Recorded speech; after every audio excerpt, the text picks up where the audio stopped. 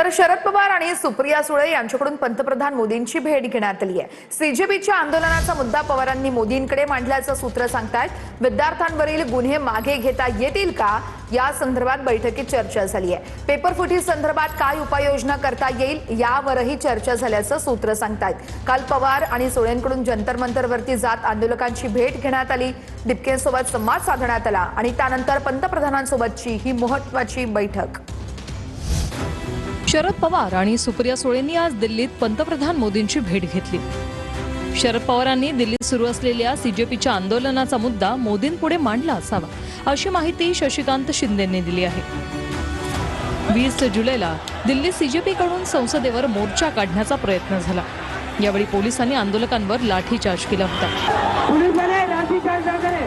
या आंदोलनामुळे देशभर वातावरण तापलं असताना काल शरद पवारांनी जंतर मंतरवर जाऊन अभिजित दीपकेंसह आंदोलकांची भेट घेतली। यावेळी शरद पवारांनी तरुण आंदोलकांशी चर्चाही केली होती।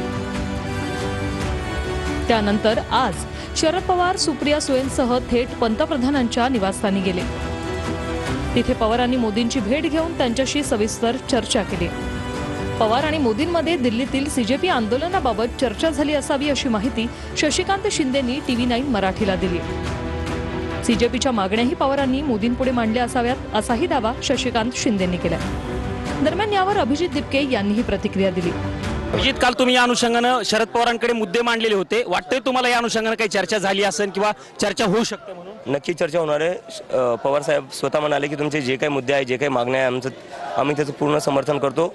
संसदेत हा मुद्दा उचलतील आणि रस्त्यावरही उचलतील आणि मला वाटतं अशा भेटीमध्ये जे आहे पंतप्रधानांसोबत त्याच्यावर ते नक्की बोलतील। तर मला वाटतंय पवार साहेब हे राष्ट्रीय नेते आहेत, तर पवार साहेब संयमानं घेतील।